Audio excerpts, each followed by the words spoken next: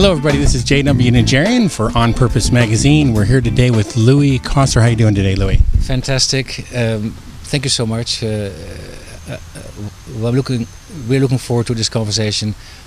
You have a wonderful presence, so I can't wait for the conversation to unfold. Well, thank you for the kind words.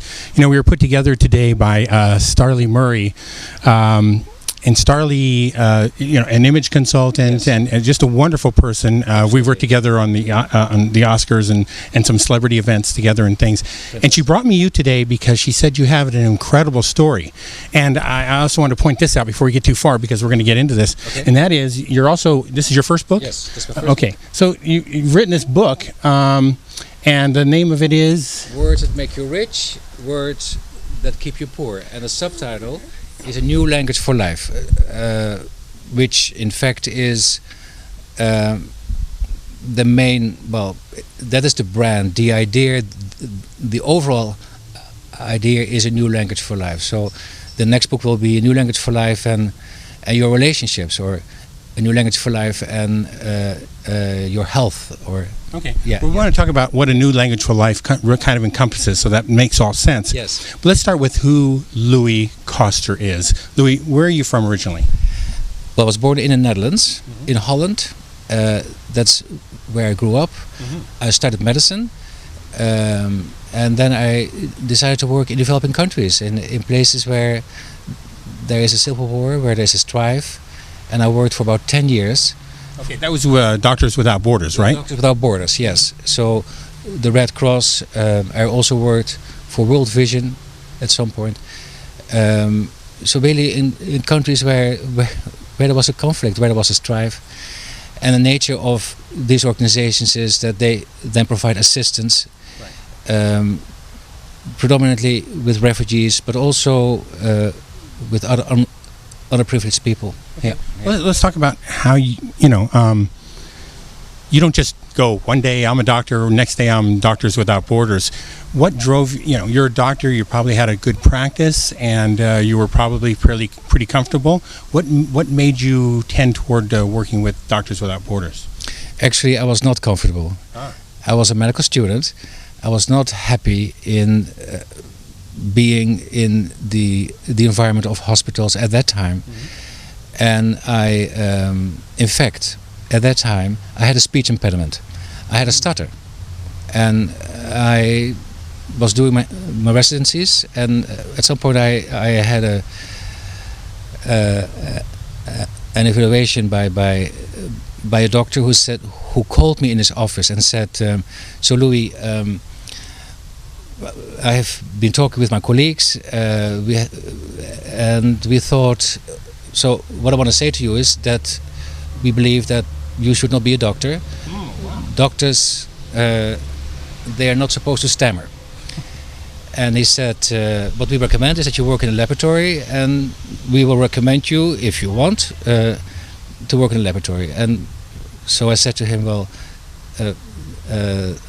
thank you very much for sharing, and and so I left. You really wanted to work in the field. The room, and I continued with my residencies, and then there was another sort of incident, and I decided, well, that's not really what I want to do, and I quit medicine. Actually, that was in my 5th year of medical school, and I went to my father. My father was a very well-known, a very respected surgeon, and I told him that I had quit medicine. And I went home to my girlfriend, and then at that moment that I told her the story of what it was, to share with my father that I quit medicine. Right. I actually felt unwell, and my body had a reaction, and then I said to my girlfriend, well, I don't feel well, let's have a walk. And that was really what was a defining moment in my life. I got that I was not on the right path, right. And. so I picked myself up. I then thought, what is it that I can do, that I can be really, really passionate about, that I do because it is something that gives me life, that lights me up, not because there's an expectation, not because it maybe looks good or whatever it is, that has got nothing to do with me, or that is not part of me. And what I came up with is that I wanted, or what I thought that I could be passionate about, is to learn to speak Spanish and dance a flamenco. Yes. I don't think that's normal for a little boy from Holland, is it, usually? A little boy from Holland. Do you want to become a flamingo dancer? I don't know. I haven't done a survey. I probably not in the neighborhood where I lived at the time, no. Right. So that's what I did. I hitchhiked to Spain. I enrolled in a school, and I started learning the Spanish language, and I danced the flamenco. I got lessons, and then I went to bars in the evening and danced the flamenco, and that was an extraordinary experience. That journey, since I think it's so powerful to share your journey, not just what you stand for or your beliefs, is that that was a journey where I decided that I didn't care anymore. Well, that I stammered, or that there were people who may have a certain view, the embarrassment, and well, two questions I have here real quick. Yes. One would be, how did they take you in Spain as the outsider coming into flamenco? Did you flamenco for tourists, or did you? No. I mean, cause it's a good question. No. So you could understand. So like this, in this little place where I was, there was Malaga. That is, it was a little town close to Malaga called Perecarejo, and they have little bars there where you can go in the evening, and there are just people, Spanish people, and they are spontaneous. They dance. They just express themselves with the music. So it was just joining people who were already living the flamenco, and so there was nothing about it like a performance, but it was like joining something that had a very positive energy. So you were very they accepted you, no problem. Well, yes, but that is part of the journey, and that is, I think that's maybe what this book is also about, is that like, for instance, that I had this speech impediment. Probably it started out as just a stumble, and then I was called in front of the classroom, and then the teacher said, well, then I stumbled, and then there was someone who may have laughed. But at that moment I defined myself inside of that I'm a stammerer. And that has pretty much, then that started to live my life. You could say that I sentenced myself being that kind of a person. And that's something like, right, well, so what is it that is not unique? Another person may have something like that. So what is it? Was it the acceptance that you felt in Spain that helped you kind of come to terms with that, or no? So it's like when we feel entrapped inside of something, we sometimes then bring solutions to that absolutely do not work. I know my solutions were that I wanted to avoid situations where I could be stammering. I didn't want to look good. I didn't want to look bad, my God. And of course, you all now watching, you're waiting for the moment that I will be stammering right now, like, when is he going to stammer? So, well, they're going to get a lot of that because I stammer too. Oh, absolutely. but it's all right to be hesitant in life, and I think that is part of our life journey. But so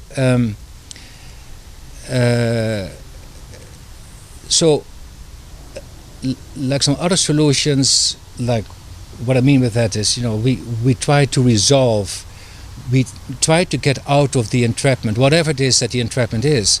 And you may have your own unique entrapment. Mine was that I stammered, and that I had like literally sentenced myself being a stammerer. And what did I do? I did everything trying not to be a stammerer. So you could see the design of a life of coming out of that, and that is not a life fulfilled. And so this journey, going to Spain, like stepping into something that I was passionate about, even if it was something very, very little. I mean, it was almost like silly. Like you like to learn to speak Spanish. What does it do, or what is it? That doesn't matter. That was the only thing that I could see in that moment that would give me life. That I, that I could see, that I could be lit up by. And so what I did was I challenged myself. I looked people like in the face, and I stammered, and I said to myself, can I stand this? Can I stand this reaction, that reaction?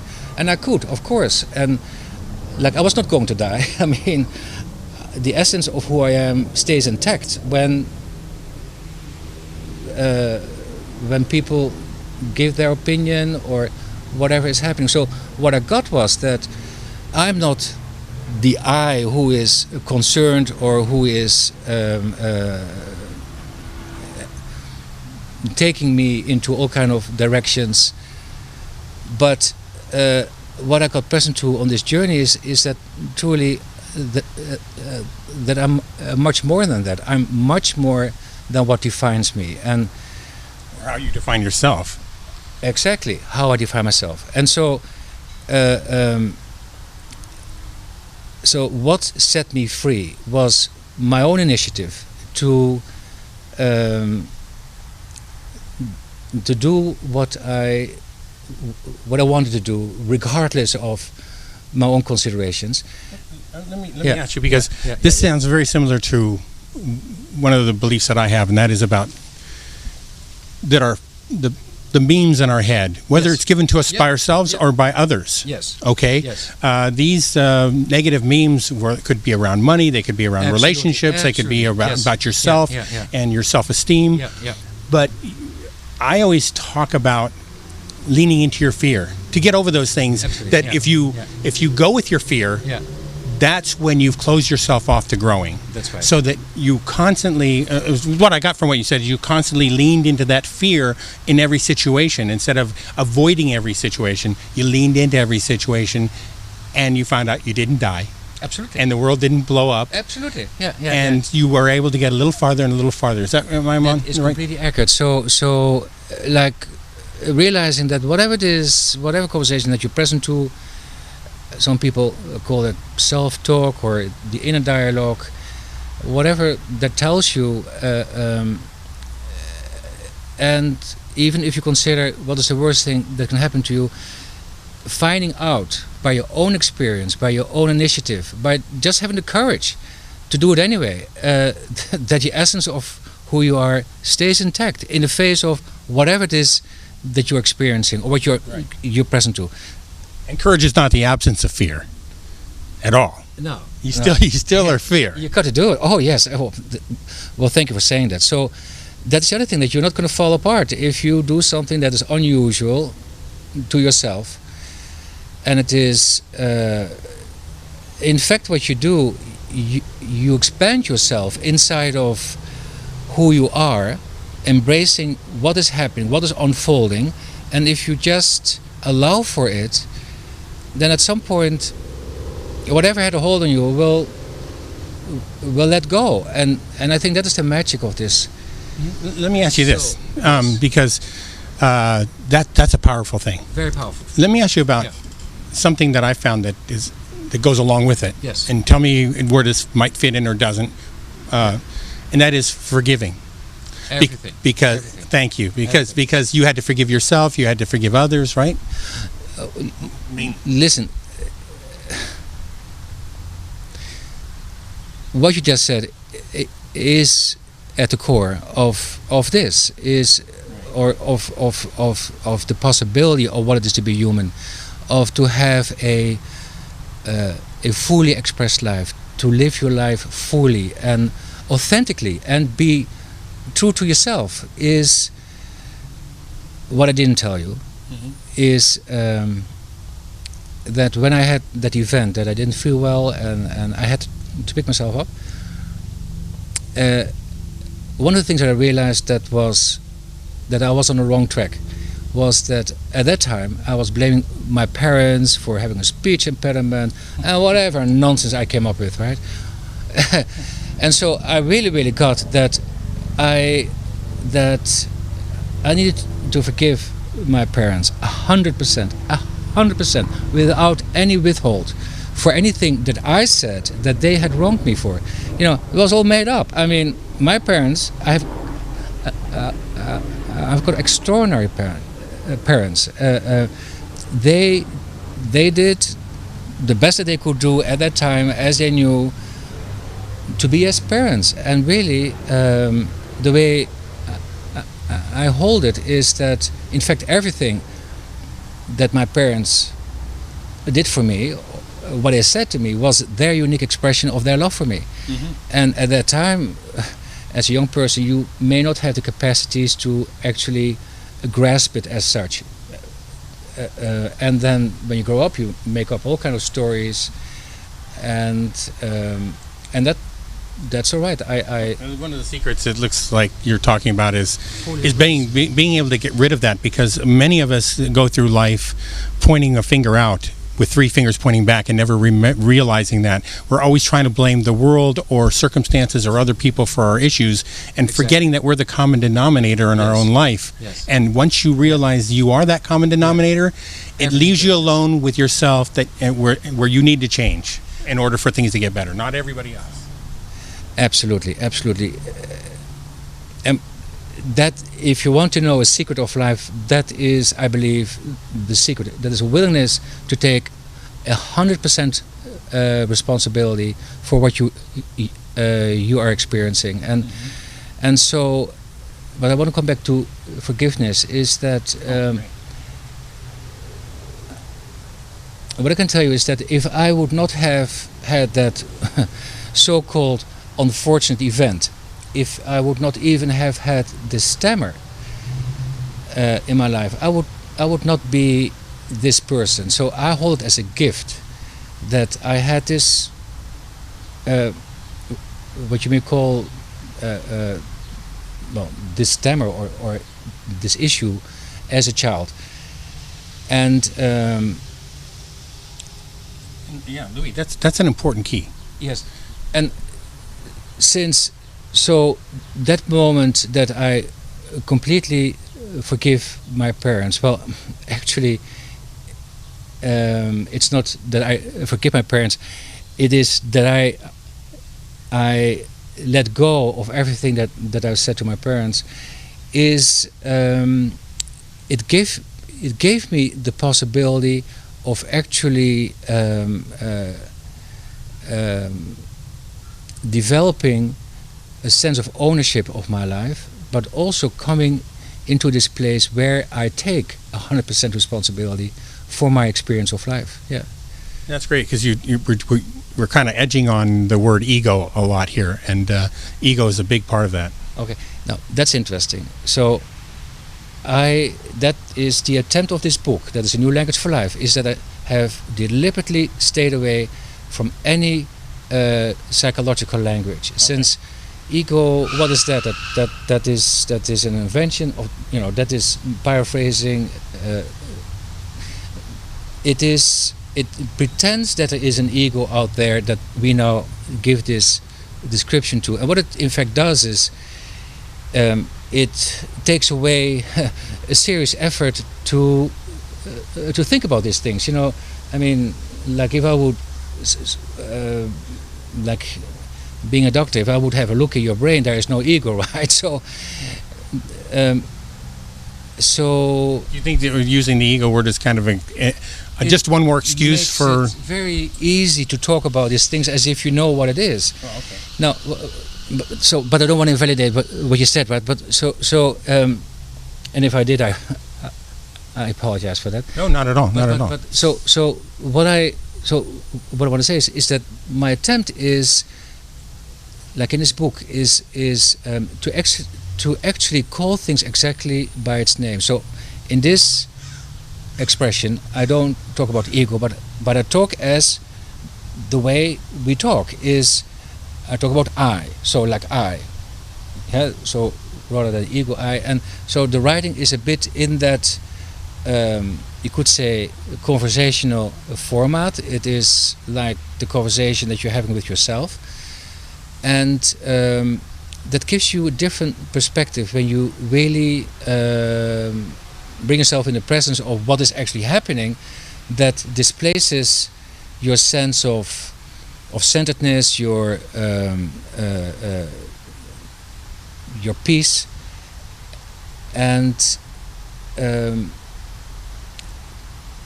it's very interesting that what you just said is when you take 100% responsibility for your life, you stop having this language of fault finding, blaming, and all of that.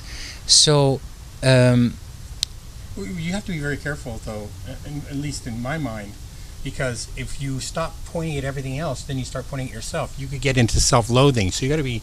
You got to be careful right, here, right? Right. So yeah, so you could say that then you move away from accusatory language, right, towards a language that is a little bit more wholesome and inclusive, and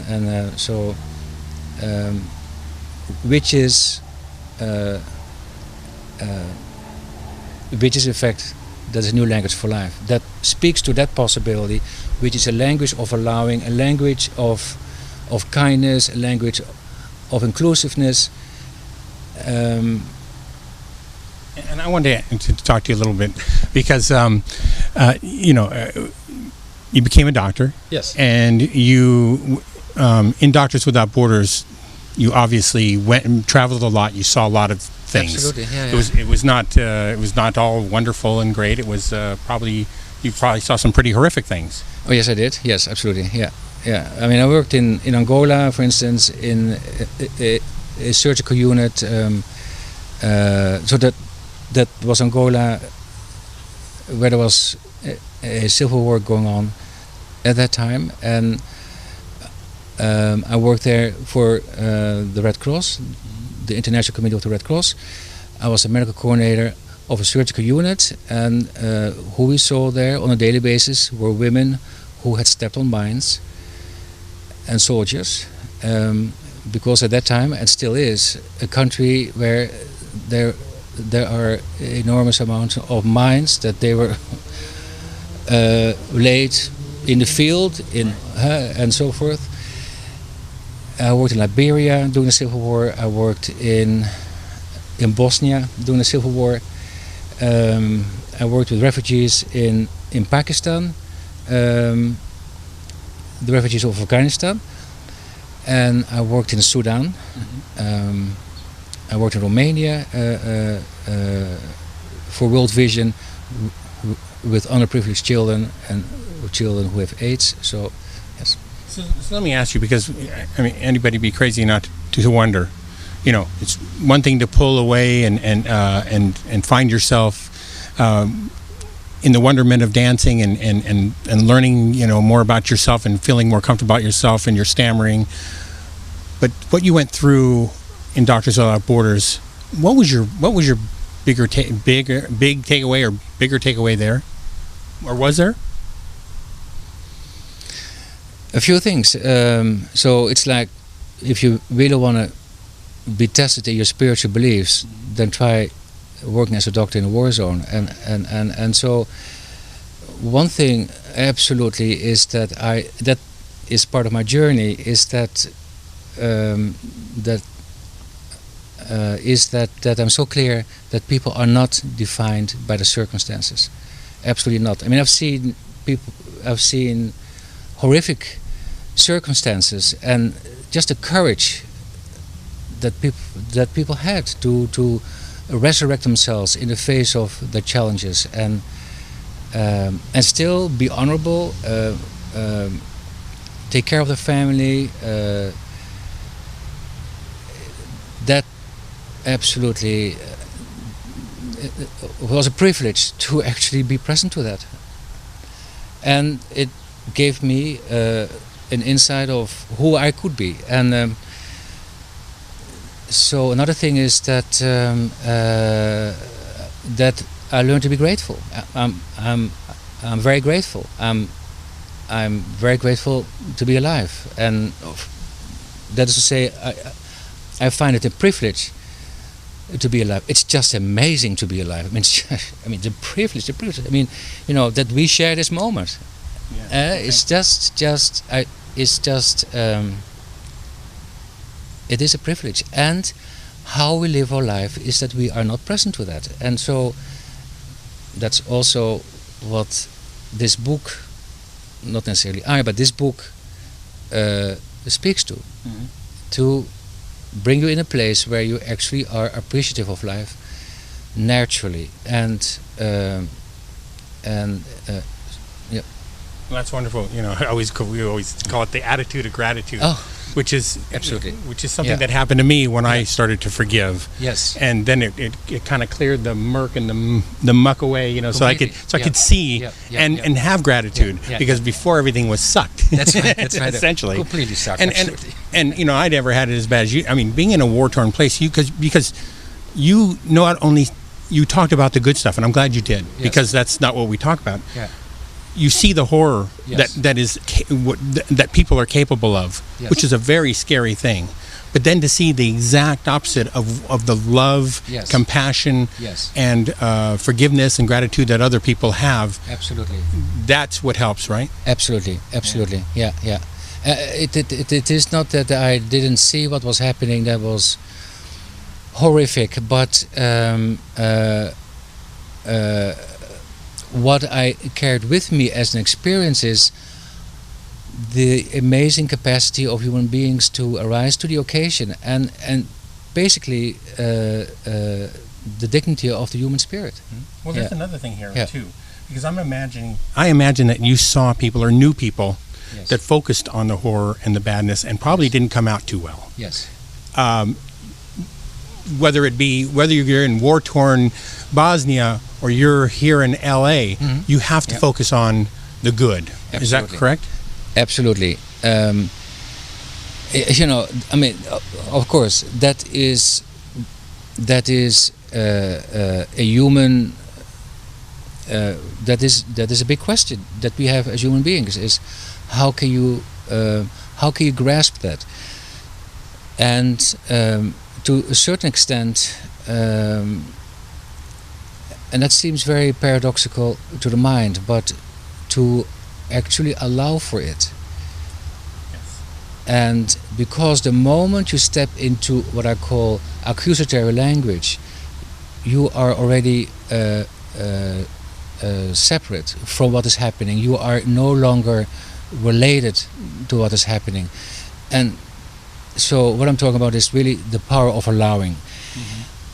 What in fact, what then happens if you allow not, so hear me well, I'm not saying tolerate, like you agree with it, but that you become the space of it, like literally. I know that sounds, but it is a reality. It is reality for me, allowing for it, and then something truly magical happens, is that suddenly a perspective comes through, and what really then could make a difference, I think there is then the opening for to shine through, and then also to see that then you are not separate from the issue, and that is happening. That but at a whole different level. Right. You get that it is part of your life. Yeah. And I'm glad that you said that. I guess I love that you said allow, Yeah. because people might ask, so you said forgive, but how do I do that? And I think that that's how I did it, was to not, when I forgave people Yes. in my past, it wasn't about saying what you did was okay, That's right. Very good. but it was allowing it to pass and be okay, Yeah. not okay that they did it and not a Yeah. a good act, Yeah. as much as I am now okay with it. It's now part of my journey, and instead of hating it and wishing I was somebody else, I'm now going to embrace it like you did. You were talking about embracing your past and the things in your stutter. Yeah. And once you embrace it, I know it sounds counterintuitive, but believe me, Absolutely. it makes that paradigm shift. Yes, and it is. It cannot be communicated like the way we talk about it, Right. and that is what it is, and I think that's why we are having this conversation to Simple, maybe not easy.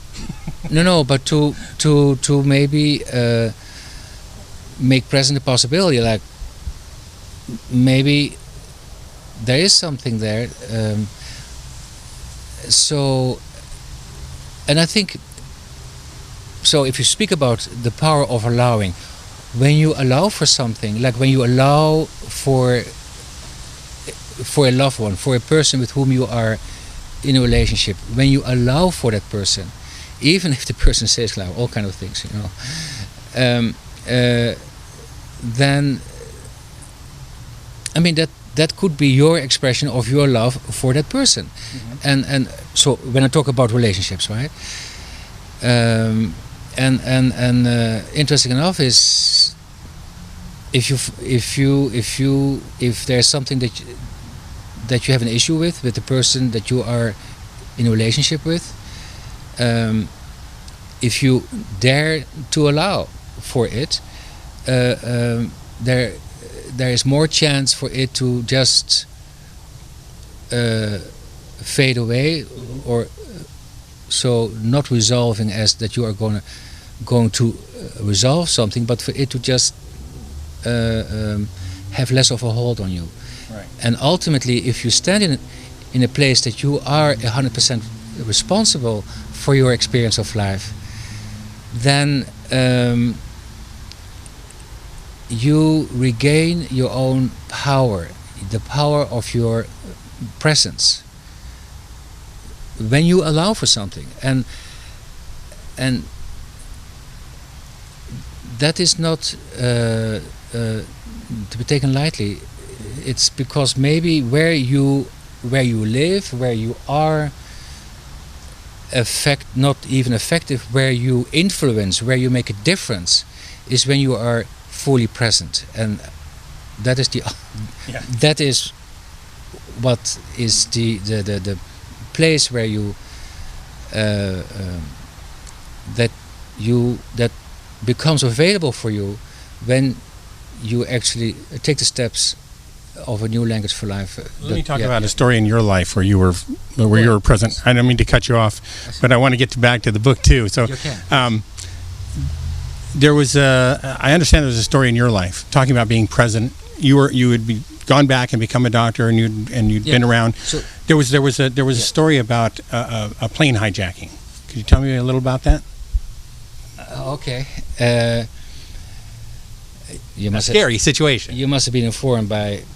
I was informed. Miss Starley there. Okay, got it. Okay. Yes. Well.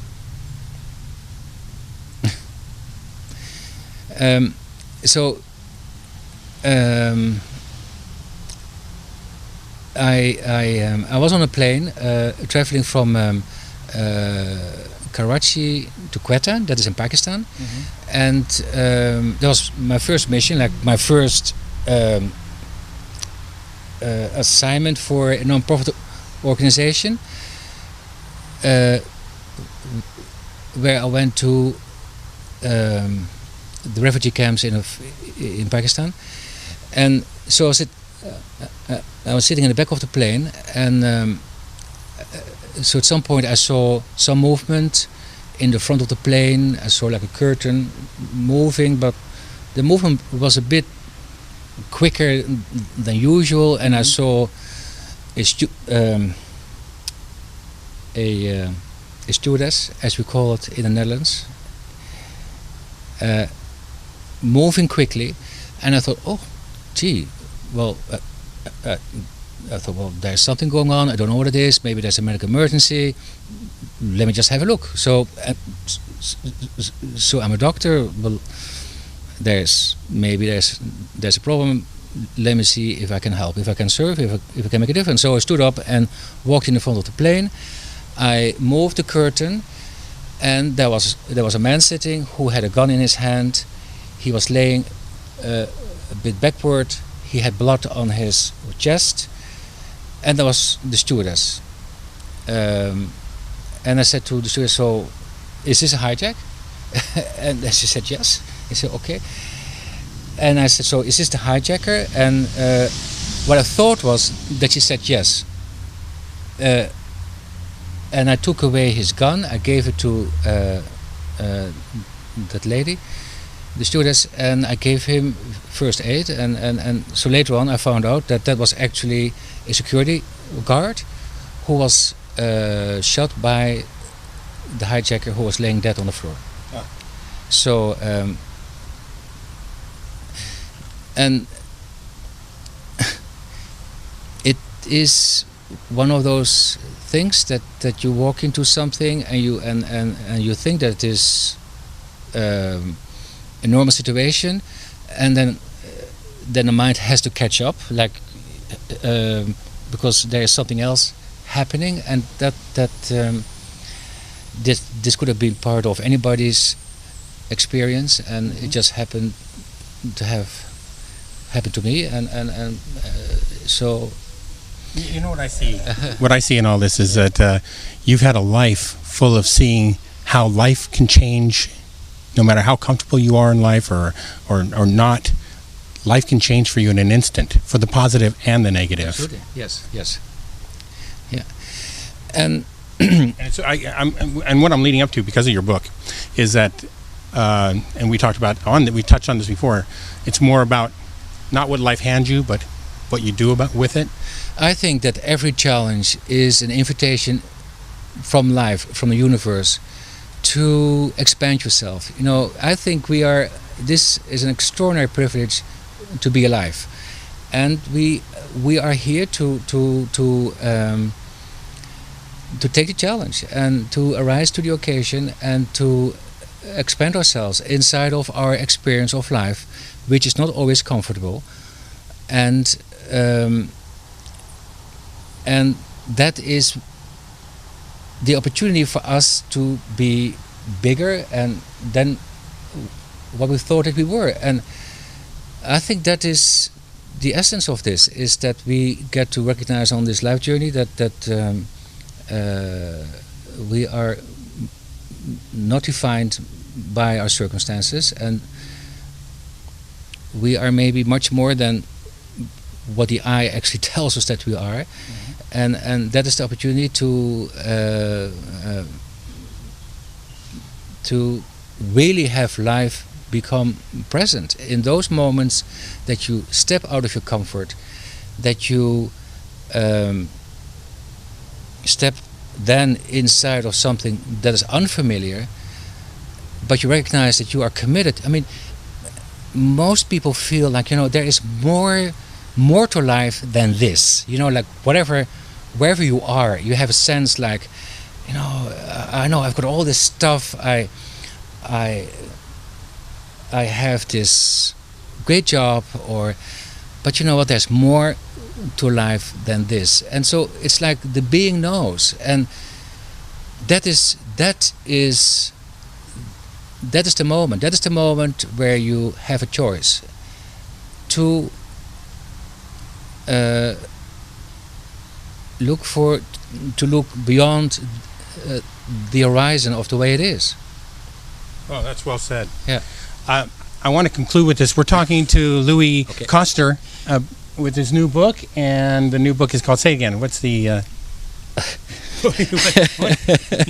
Words that make you rich, words that keep you poor. A new language for life. A new language for life, yes. Okay. Dr. Koster, this is your first book. Yes. Tell me, I want to finish this off with just for some of the authors that are seeing this, reading this. This is your first book. How hard was it to start writing this book and to finally get into it? Yeah, I think it's a very good question. So, probably like any beginning author, I thought writing a book, that's everything. Like, wow, I've written this book. You know, that's fantastic, and it is fantastic, of course. So it's going to be there. I've set myself this goal for, let's say, September, and then it's all going to happen by itself. Somehow the book will be picked up by the media, and it will just fly. Now, that is a possibility. However, my journey, and I must say it is a journey that was a transformational journey. I've come to realize that writing the book maybe is only 20% of the journey of publishing a book and having it be successful. I want to acknowledge a few people in my life here, and I'm getting emotional about it, and that's okay. Is that I want to acknowledge Rick Frischman, who I met at a conference in San Francisco, and we had a short conversation. He liked the title of the book, A New Language for Life. And then 2 or 3 months later, I spoke with him on the phone. And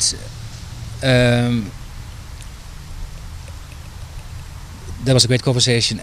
And then he said to me, Louis, I see you at the Author 101 in Los Angeles. That is a phenomenal gathering of people who are committed to bring their book to publication. And there's a conference where extraordinary resources are available. So Rick said, so I want you to come, and then we will sign a publishing contract. And it is so people like Rick Frischman, like David Hancock, who is the CEO of Morgan James Publishing, that is the company that is publishing my book, is they are the people, and Steve Harrison, who are truly transforming what it is to market a book. I had a relationship to marketing like sales, and I don't like sales. I thought there was something inauthentic about it. My God, sales! I don't see myself as a salesperson. I rather see myself as a stammerer than as a salesperson. No, just kidding. Okay. and so, but marketing, in fact, that's the journey. Is that I had to translate this that came into language for me, that this book is, and to translate that into in fact into the reality of the potential reader, and to communicate my message in such a way that it actually is authentic, is what can be part of another person's life, that it actually makes a difference. That is an extraordinary journey, and where I started out with the book, this book doesn't look the same now as it was when I started out the journey of marketing. That is to say, to be responsible, that my message is what wants to be communicated,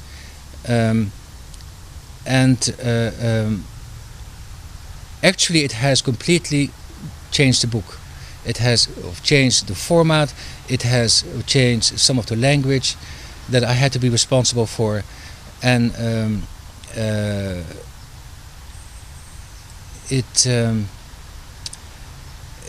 it had me grow up. in fact.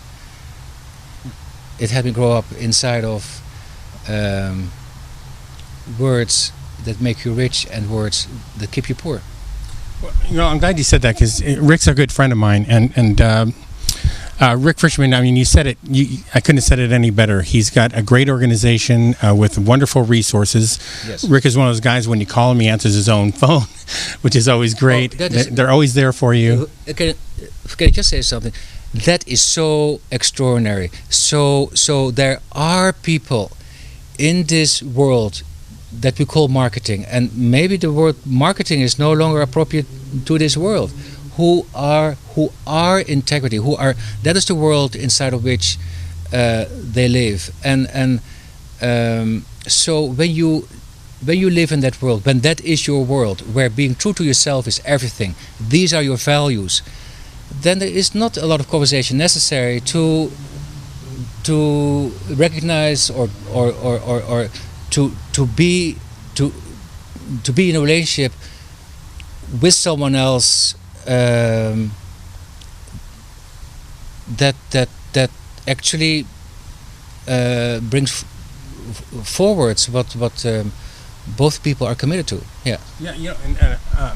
And I like to say that because we talk a lot in social media, internet, and marketing about relationship marketing. Yeah. Okay? Right. And so we all have to learn relationship marketing. You have to have a relationship with people, and you have to have a trust with people in order to sell your stuff, because they have to trust you to sell it. Yeah. Okay. But you can do it or you can be it. And that is the whole And difference. that's what I was going to say. Rick is naturally the relationship guy. Yeah. He has a relationship with everybody he works, all his vendors, everybody he works with, and his authors. Yeah. Yeah. Well, he is so. I just want to say, so Rick, thank you for who you are, for your generosity of spirit. You are truly extraordinary, and thank you for being an example to a lot of people. And I would like to represent these people by saying thank you for who you are, thank you for your family, for your wife who is supporting who you are. And you are extraordinary. You and Steve Harrison and a few people that I may not know who are part of this are leaders in what it is to transform the conversation marketing as we know it. And I'm very, very grateful to be associated with you. Well, let me just say for Rick Frischman, if you want to find out more about Author 101 and Rick Frischman, this is not sanctioned by Rick Frischman. I'm saying this out of the goodness of my heart, and he's definitely talking out of his heart. Go to author101.com and check him there. You can Google Rick Frischman, Morgan James Publishing out of New York. This is a great place to start if you're a budding author. You want to learn. If you haven't done anything yet and you just think you have a book in your head, go check him out. Or if you've already written a successful book and you want to learn about, because there's so many things to learn about, and that's self-publishing and publish on demand and the marketing on the internet. Which, if you're an author that's been out there and had a book and you went through a big firm, they did all that for you, and you didn't rake in all the bucks. They took a big portion of that. Yeah. So with they can teach you how to use the internet and market yourself, right? Yeah. Right. That is absolutely accurate. And so I think we live in extraordinary times where people who come forward and demonstrate extraordinary leadership so clearly, Rick Frischman and David Hancock and associates like Alex, Carol, are truly transforming the possibility of marketing. Actually, it is a conversation that has now become about who you are, not who you, how you can sell your things. And in the end, authenticity is the currency of our times. That is what communicates, and you can't fake that. That's great, and this didn't start out as a commercial for Rick at all. In fact, I knew you knew Rick, but that was about it. And I often talk to Rick's authors, and they're wonderful people. He always has a great team. Let me talk one more thing about the book, because one of the things you said, which is true, which every author tells me, is I thought writing the book was the hard part, and then I thought publishing would be the hard part, and I found out that marketing was the actual beginning of the journey almost. Yeah, because with marketing you need to become responsible for your message. Like, how are you going to make this available for other people? If you believe your message, you need to put in the resources, the time. You've got to expand yourself inside of an ever-changing world, and to communicate your message. And so, yeah. Great. I thank you so much. This is J.W. Nigerian, and I'm speaking to Dr. Louis Koster. And the book is called Words That Make You Rich, a new language, Words That Keep You Poor, a new language for life. Words definitely have power. And I want you to look into this camera, grab the mic here, and give us your closing thoughts. Kind of sum up exactly, what the book's going to give you when you read this book. Okay. So thank you. You're welcome. Thank you. A new language for life, in fact, is a new philosophy for life. That stands for that if you change the view of who you are, your language changes. So all the things that we've been talking about here, forgiveness, allowing. The power of your language actually shifting into or moving away from a language that is accusatory to a language that is allowing, that is inclusive. The question is now, how can you actually come into that place authentically?